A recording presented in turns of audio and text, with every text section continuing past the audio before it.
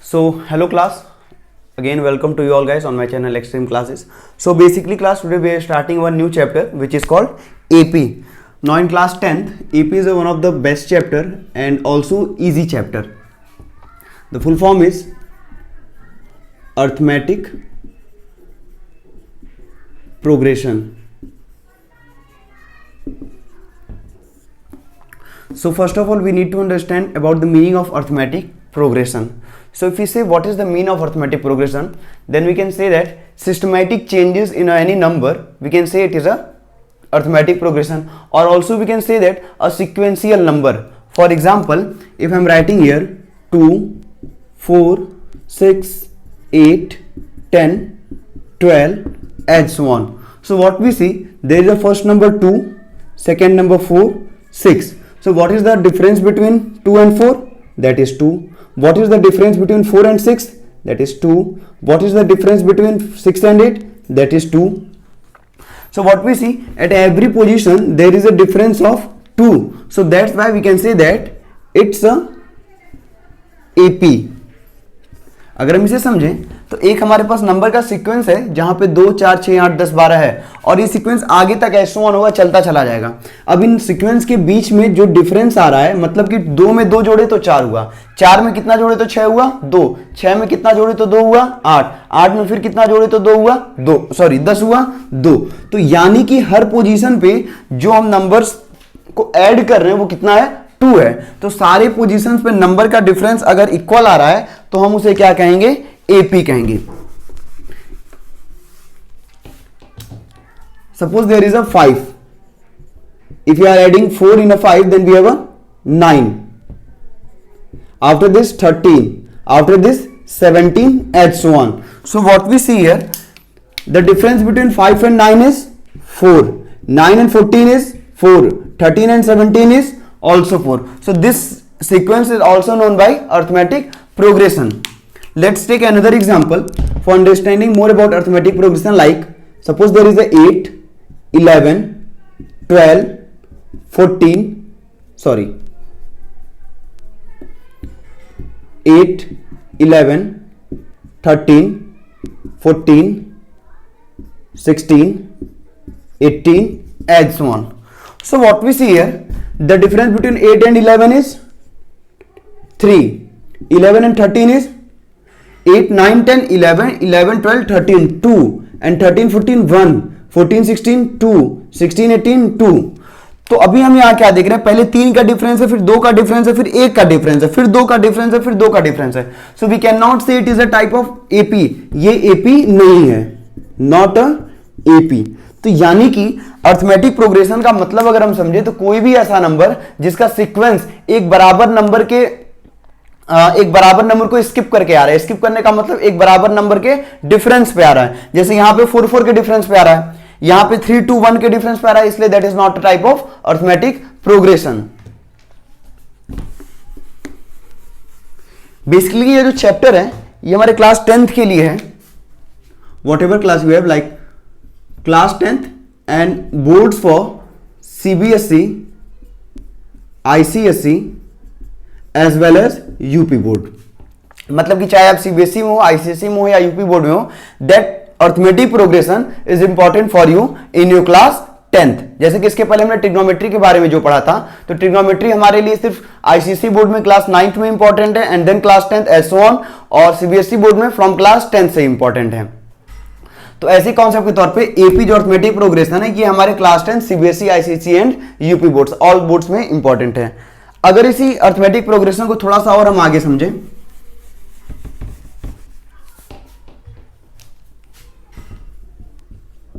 There is a arithmetic progression. So suppose there is a 7, 8, 9,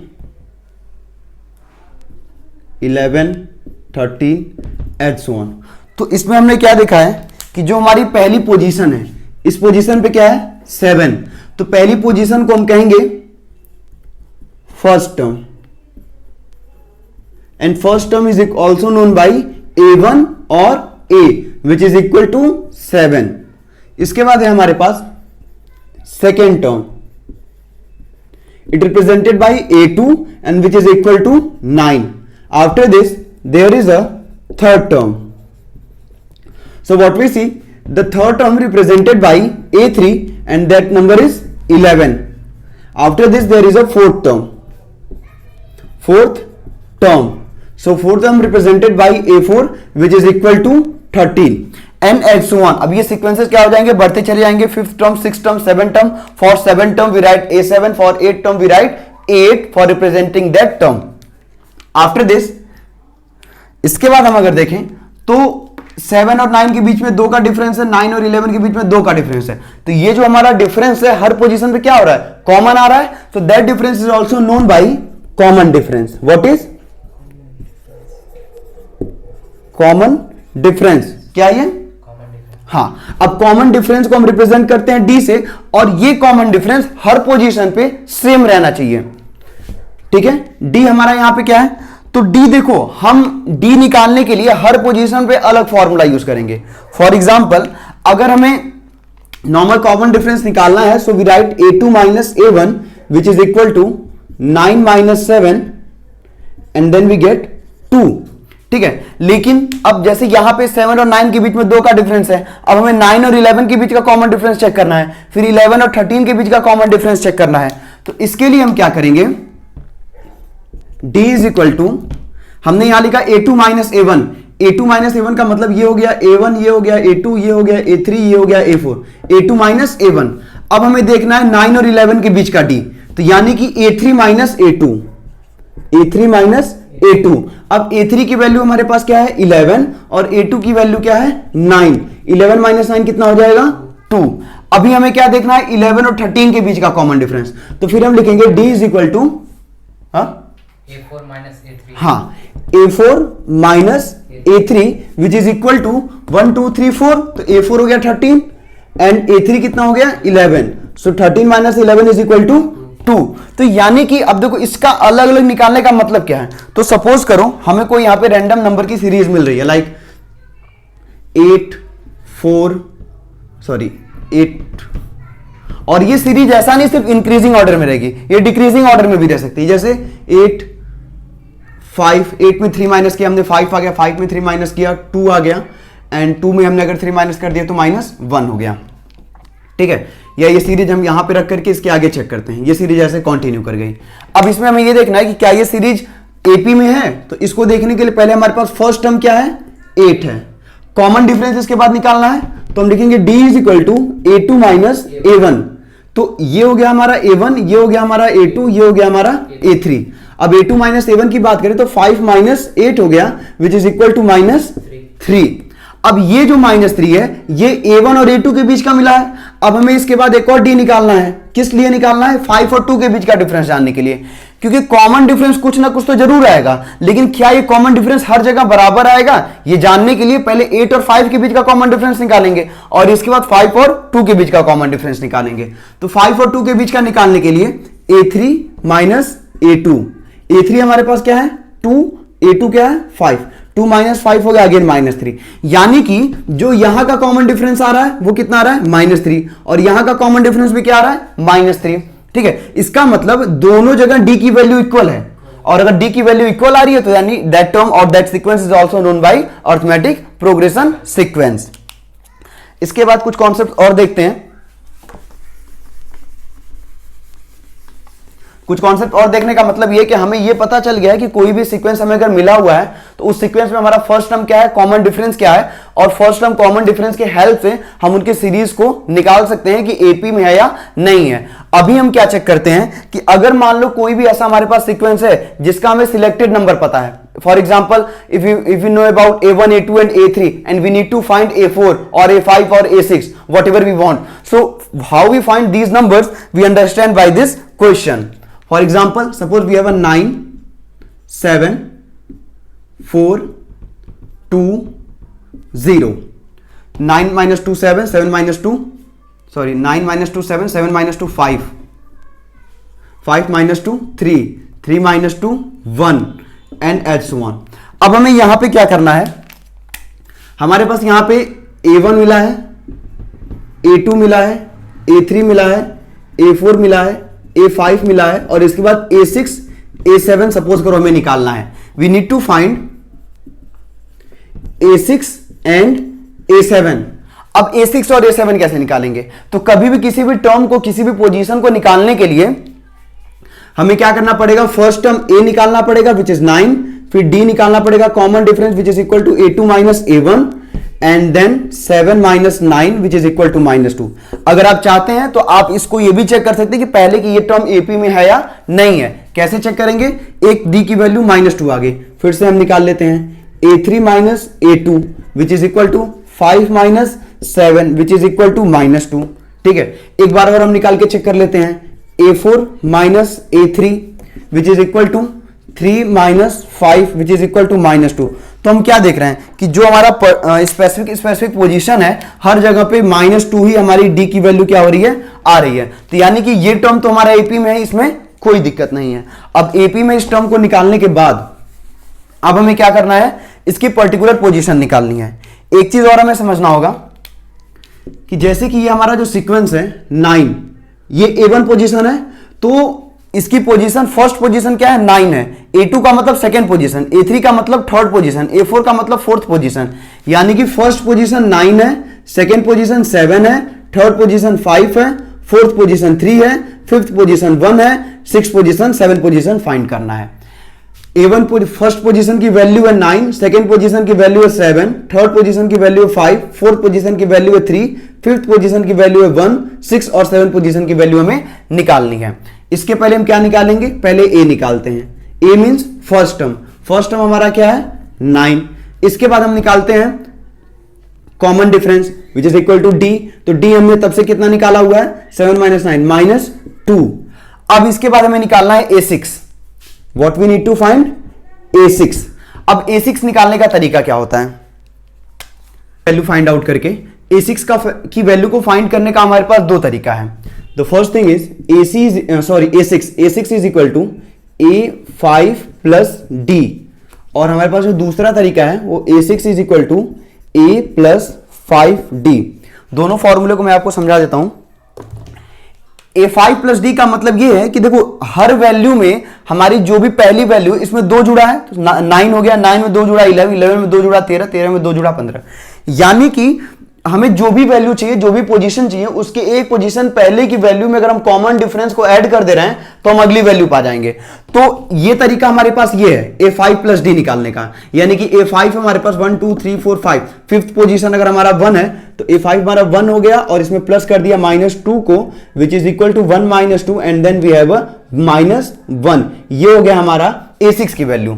लेकिन ऐसा जरूरी नहीं है कि हमें हमेशा जो भी वैल्यू, जो भी पोजीशन, जो भी nth टर्म का मतलब 6th टर्म, 5th टर्म जो भी हमें फाइंड करना है उसके पहले की वैल्यू मिल ही रहेगी. ये सीक्वेंस बना है और मैं आपसे कर दूं 100th टर्म निकालने के लिए, तो ऐसा तो नहीं कि फिर आप 99 टर्म, फिर 98 टर्म, 97 टर्म बारी बारी निकालते हुए 100 टर्म तक जाओगे. तो ऐसी सिचुएशन के लिए कि जब हमें एक सीरीज से बहुत एक अधिक नंबर के बाद की कोई रैंडम पोजीशन को निकालना रहता है, उसके लिए हम क्या करते हैं? ये फॉर्मूला यूज करते हैं A प्लस 5D.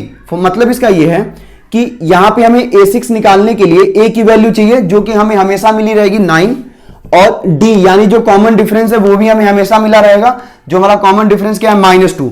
बस इसी -2 में हम मल्टीप्लाई कर देंगे 5 का, क्योंकि 5D ये A6 है तो A प्लस 5D. अगर हमें यहीं पे A5 निकालना रहता तो A प्लस 4D हो जाता. अगर हमें A4 निकालना रहता तो A प्लस 3D हो जाता. अगर हमें A100 निकालना रहता तो A प्लस 99D हो जाता. A6 निकालना है इसलिए A प्लस 5D हो गया. A6 का मतलब 9 प्लस 5 इंटू -2. अब हो गया 9 प्लस 5 टू जा 10 -10, यानी कि 9 minus 10 which is equal to -1. आपके लिए जो इन फ्यूचर जो यूजफुल फॉर्मूला है सबसे अधिक वो यही फॉर्मूला है. बिकॉज इस फॉर्मूले से आप हर टाइप के क्वेश्चन को कर सकते हो, इससे आप कंडीशनल क्वेश्चन को कर सकते हो.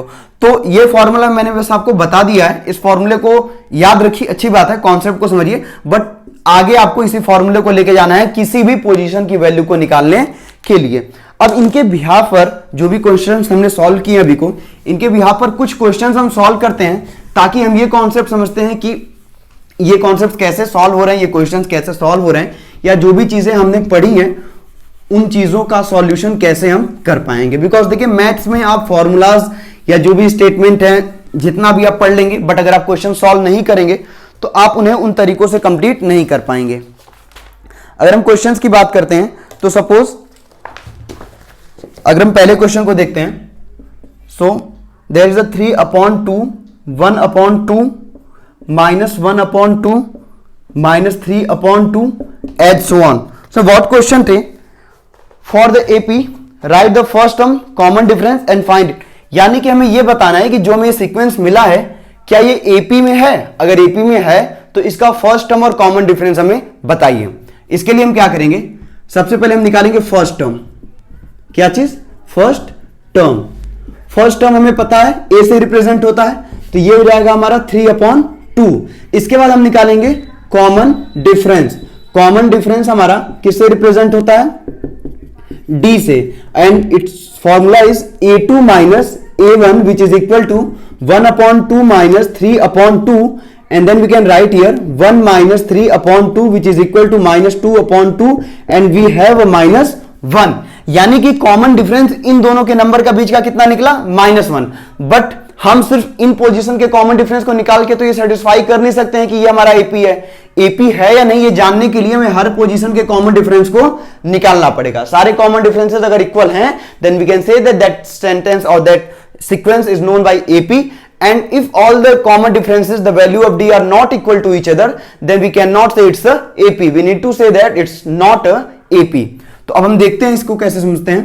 d is equal to, पहले हमने a2 minus a1 निकाला, अब हम a3 minus a2 निकालेंगे।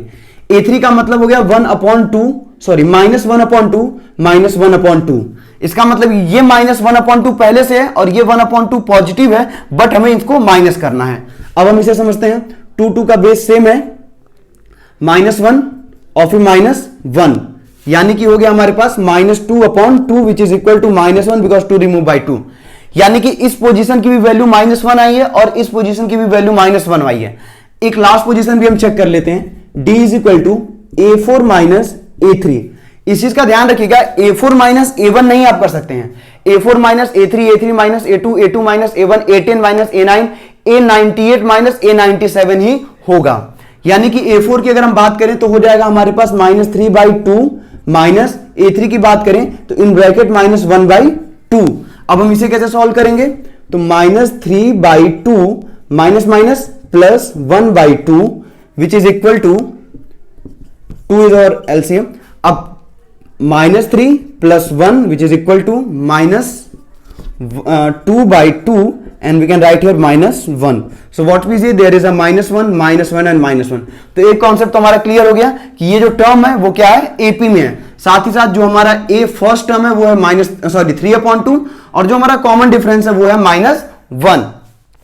इन्हीं तरीकों से कुछ हम क्वेश्चंस को अपने सॉल्व करेंगे। हर बार फर्स्ट टर्म कॉमन डिफरेंस निकालने का तरीका यही रहेगा, बस क्वेश्चंस हमारे जैसे भी रहेंगे, मे बी सेम रहे या डिफरेंट रहे। एक क्वेश्चन और हम सॉल्व करते हैं नेक्स्ट वर्ड से। There is another series.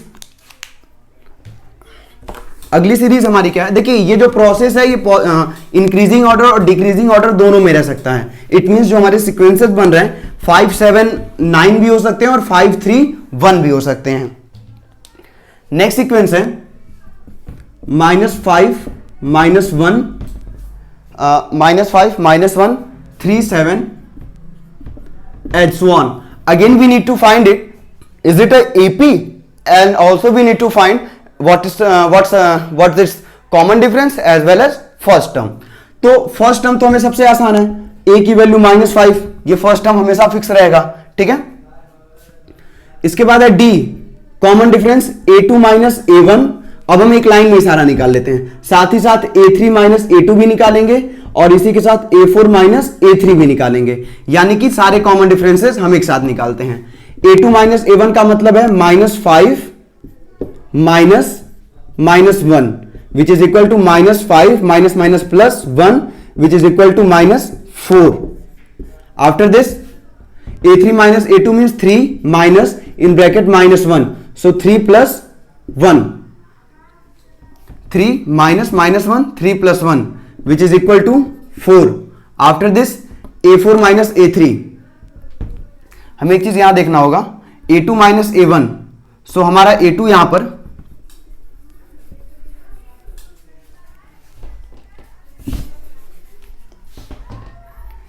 A2 minus A1, A2 हमारा -1 है और A1 हमारा -5 है. -1 minus minus plus 5 which is equal to -1 plus 5 4. Here is also 4 and A4 minus A3 1 2 3 4 4 minus 3 7 minus 3 which is equal to also 4. तो हमारा common difference सारी position पे क्या आ रहा है, बराबर आ रहा है. अगर कॉमन डिफरेंस बराबर आ रहा है तो यानी कि ये AP है. फर्स्ट टर्म इसका -5 हो गया, कॉमन डिफरेंस 4 हो गया and differences are same to each other. That's why we can say that it's a AP. A2 minus A1, A3 minus A2, A4 minus A3. 1 2 3 4 4 minus 3. Clear. तो ये कुछ concept थे जिनके बिहाफ पे हमने question को सॉल्व किए हैं. आगे कुछ क्वेश्चंस को और अगर हम देखें तो अब कुछ कंडीशंस हमें ऐसी मिलेगी जहां पे हमें फर्स्ट टर्म और कॉमन डिफरेंस मिला रहेगा और हमें उसका एपी क्या करना रहेगा, फाइंड आउट करना रहेगा. Let's solve one question on the behalf of this thing. Suppose there is a AP, first term is -1 and we have a common difference 1 upon 2. अब हमारे पास जो फर्स्ट टर्म है वो है -1 और कॉमन डिफरेंस जो है वो -1 अपॉन 2 है. अब हम इसे कैसे सॉल्व करेंगे, तो देखो हमने इसके पहले ही बताया था कि जो हमारी सीरीज होती है, suppose A1 A2 A3 A4 यही सीरीज होती है. A-1 है, मतलब कि इस सीरीज में A1 A2 A3 A4 H1, इस सीरीज में A1 हमारा फर्स्ट टर्म है जिसे हम A से रिप्रेजेंट करते हैं -1, यानी कि सीरीज का -1 हमें पता है और हर सीरीज के बीच में जो डिफरेंस आ रहा है वो 1/2 का आ रहा है, ये पता है. तो हमें क्या निकालना है, सबसे पहले A2 निकालना है, इसके बाद A3 निकालना है, इसके बाद A4 निकालना है. मैंने इसके पहले अभी थोड़ी टाइम पहले ही बताया है कि A2 निकालने का एक फॉर्मूला होता है A1 प्लस डी और एक फॉर्मूला होता है A प्लस डी. ठीक है. A3 निकालने का A प्लस 2D, A4 निकालने का A प्लस 3D. अब इस फॉर्मूले पे हम कैसे वर्क करेंगे, तो A हमारे पास है -1 और D हमारे पास है 1/2. तो अब हम इसे कैसे सॉल्व करेंगे, इसे हम बाद में करते हैं, पहले एक एक टर्म को निकालते हैं. -1 plus 1/2 which is equal to 2 1 2 2 2 1 2, यानी कि -2 plus 1 which is equal to -1/2. अगर हम A3 निकालते हैं तो A प्लस 2D. A हमारे पास क्या है, -1 प्लस 2 इंटू D है हमारे पास 1/2, यानी कि ये 2 से 2 रिमूव हो गया, -1 प्लस 1 it will be remove to each other. तो A3 आ गया हमारे पास 0. इसके बाद हमें निकालना है A4, A प्लस 3D, यानी कि A प्लस 3D का मतलब हो गया, A हमारे पास हो गया -1 प्लस 3D का मतलब हो गया 3 इंटू 1/2. क्लियर. तो -1 plus 3/2 which is equal to 2 and -2 plus 3 which is equal to 1/2. तो जो हमारे पास सीक्वेंस इसका बना है, जो भी नंबर हमने फाइंड किया है वो सीक्वेंस कुछ इस तरीके से है. पहला है -1, दूसरा टर्म है -1/2, तीसरा टर्म है 0, चौथा टर्म है 1/2 एंड H1. अब ये टर्म हमें कुछ तरीके से समझ में आ सकता है कि जो टर्म हमारे निकले ये एक सीक्वेंस में है और इसी सीक्वेंस से हमारे ये नंबर क्या हो जाएंगे, कंटिन्यू हो जाएंगे. अब अगर सपोज करो आपको रैंडमली 1 2 3 4 हो गया, आपको A5 भी अगर निकालना है तो A5 का फॉर्मूला हो जाएगा A प्लस 4D. A6 भी निकालने हैं तो A प्लस 5D. A7 निकालना है तो A प्लस 6D. A8 निकालना है तो A प्लस 7D. तो ये एक मतलब प्रोसेस है जो किसी भी टर्म को निकालने के लिए हम यूज कर सकते हैं. इसके बाद हम कुछ क्वेश्चंस हैं जिन्हें और हम सॉल्व करेंगे और आज का लेक्चर हमारा इसी पे खत्म हो जाएगा. एपी एक स्कोरिंग चैप्टर है जिसपे आप बहुत आसानी से नंबर स्कोर कर सकते हैं. बहुत ज्यादा टफ या बहुत ज्यादा कॉम्प्लेक्स क्वेश्चंस इसमें बिल्कुल भी नहीं होते हैं. Next question we can find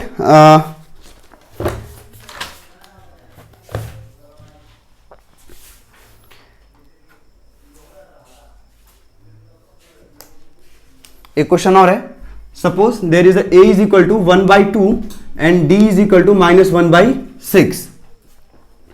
अब इसका हमें क्या निकालना है, AP निकालना है। Same thing which we done, आप इसे वीडियो को पॉज करके सॉल्व भी कर सकते हैं फास्टली और फिर आंसर को चेक कर सकते हैं, और अगर क्वेश्चन समझ में अभी भी नहीं आ रहा है तो आप इन्हें देख सकते हैं।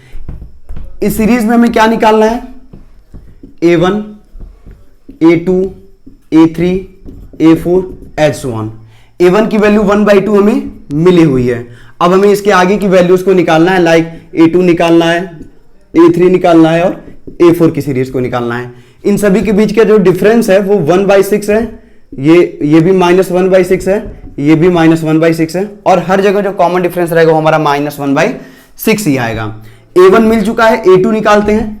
A2 की वैल्यू है A प्लस D, यानी 1/2 प्लस -1/6, यानी कि 1/2 प्लस और माइनस हो जाएगा 1/6 which is equal to 6 and 2 3 जा 6, 3 1 जा 3 -1 which is equal to 4/6 and then 2 2 जा 4, 2 3 जा 6।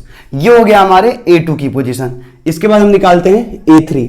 A3 का मतलब हो गया A प्लस 2D, A का मतलब हो गया 1/2 प्लस 2 इंटू D का मतलब हो गया -1/6, 2 3 जा 6, so 1/2 plus minus 1/3 which is equal to 6 and 2 3 are 6, so 3 minus 2 which is equal to 1/6. Again we need to find A4, so A plus 3D which is equal to 1/2 plus 3 into D का मतलब हो गया -1/6, 3 2 are 6, so 1/2 minus 1/2 which is equal to 0।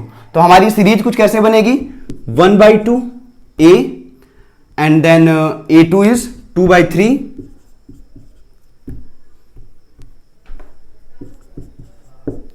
and then 1/6 and then 0 and so on। ये हमारे पास क्या हो रही है, सीरीज बन के प्रिपेयर होगी। ऐसी कुछ बेसिक टर्म्स हैं जिनके हेल्प से और जिनके कॉन्सेप्ट को समझ करके हम बहुत आसानी से अपने क्वेश्चन को क्या कर सकते हैं, सॉल्व कर सकते हैं। क्लियर? एक बार हम चाहें तो इन्हें क्रॉस चेक भी कर सकते हैं। 3 - 1 4, 2 2 जा 4, 2 3 जा 6। देखो यहां एक इशू आ गया है।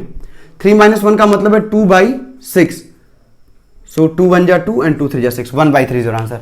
तो यानी कि यहां पर भी हमारा क्या हो जाएगा, 1/3, 1/2 1/3 1/6 as 0 and as so on. तो ये कुछ कॉन्सेप्ट्स हैं। नेक्स्ट लेक्चर में हम कुछ और क्वेश्चंस एक नए फॉर्मूले और नए टर्म के साथ पढ़ेंगे।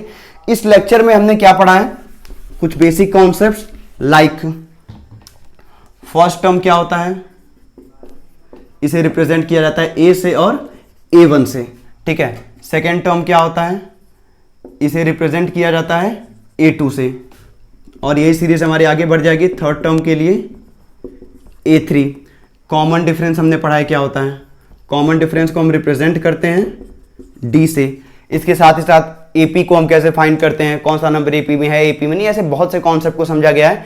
नेक्स्ट लेक्चर में हम एक नया फॉर्मूला पढ़ेंगे और उस नए फॉर्मूले को मैं बता देता हूं आपको। That formula is AN is equal to A plus n-1 into D। लेकिन ये फॉर्मूला क्या है, इस फॉर्मूले पे कितने तरीके के क्वेश्चन बन सकते हैं, कितने कितने तरीकों से हमें इस फॉर्मूले को समझना पड़ेगा, हर फॉर्मूले को अच्छे से एक्सप्लेन करना, हर टर्म को उसके एक्सप्लेन करना, सारे वेरिएबल को समझना, A का मतलब, N का मतलब, D का मतलब, AN का मतलब क्या है, क्यों N में से -1 किया जा रहा है, -2 नहीं किया जा रहा है, ये सारे कॉन्सेप्ट हम नेक्स्ट लेक्चर में पढ़ेंगे। So thank you so much class.